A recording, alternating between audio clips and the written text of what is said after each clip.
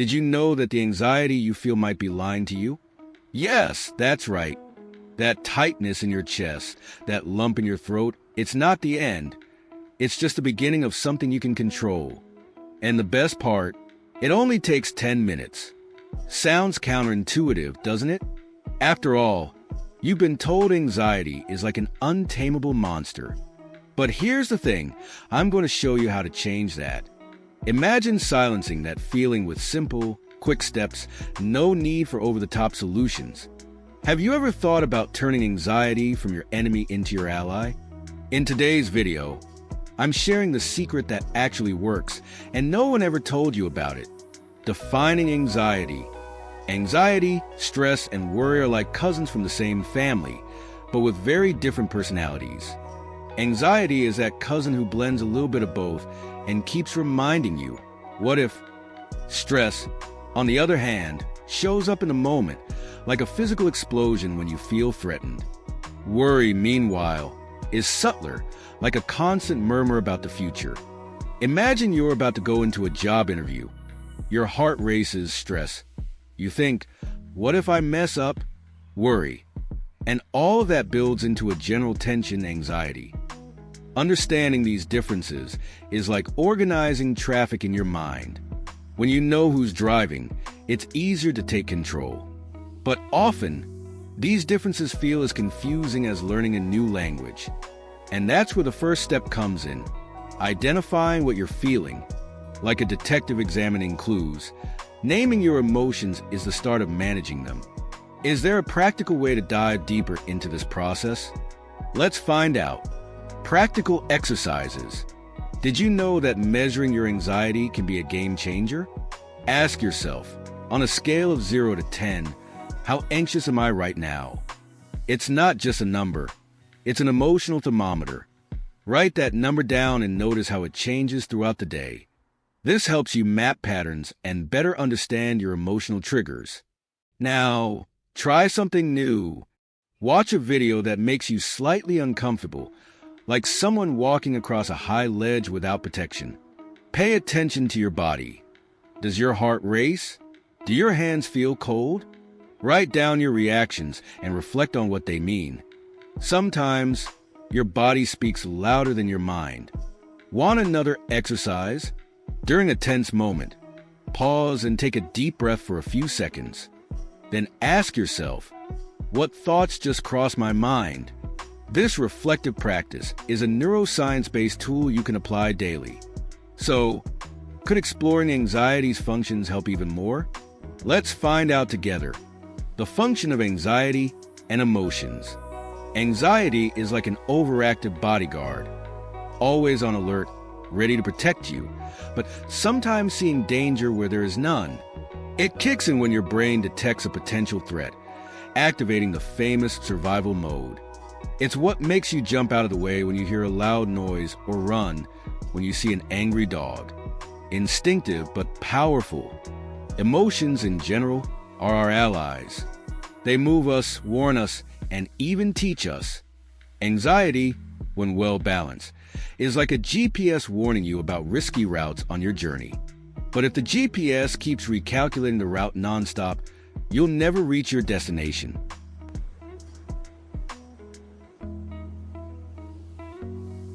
For example, before an important event, anxiety can motivate you to prepare better. But if it takes over, it can paralyze you. The trick? Reframing how you perceive it, turning it from an enemy into an ally. And speaking of that, could understanding the differences between stress, worry, and anxiety uncover even more useful tools? Let's explore the difference between stress, anxiety, and worry.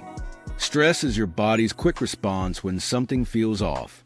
It's like an alarm going off when you see a car driving the wrong way. Worry, on the other hand, is subtler and more persistent, like a friend constantly asking, what if everything goes wrong tomorrow? Anxiety? Well, it's a mix of the two. Picture yourself running to catch a bus. Stress speeds up your heart and activates your muscles. You feel a rush of energy. Worry thinks, what if I missed a meeting because of this? When these sensations combine, you get anxiety, a mix of alertness and unease about what might happen. Understanding these differences is crucial to managing each one. For instance, if you realize you're just worried, you can practice diaphragmatic breathing to calm your mind. But what should you do when the danger alarm goes off for no reason? That's where understanding the perception of danger comes in. The link between anxiety and perceived danger. Anxiety is like a smoke alarm that goes off at the smell of burnt toast. Sometimes the danger is real. Other times, it's just your mind being overly cautious. Telling the difference between real and imagined danger is like adjusting that alarm sensitivity. After all, you can't live putting out fires that don't exist. A practical example: imagine hearing a strange noise at night. Your heart races, your muscles tense up. Then you realize it was just the wind rattling the window. This is your perception of danger in action. Your mind detects a risk and sets off the alarm before confirming whether it's serious. Knowing this helps you ask, is this truly dangerous, or does it just feel that way? The next time you feel anxious, try reflecting on this. This simple step can change how you deal with your triggers. But what happens when the alarm stays on too long? Let's dive into that next. The impact of stress and anxiety. Stress, in small doses, is like a cup of coffee. It gives you the energy to act. But in excess, it's like a dripping faucet, slowly wearing you down. It helps in immediate situations, like running from a barking dog, but when it's chronic, it turns into a villain. It affects your health, your heart, your immune system. It's like keeping a car in high gear all the time. Anxiety follows a similar pattern.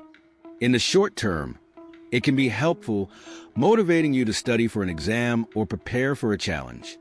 But avoiding it constantly is like sweeping dust under the rug.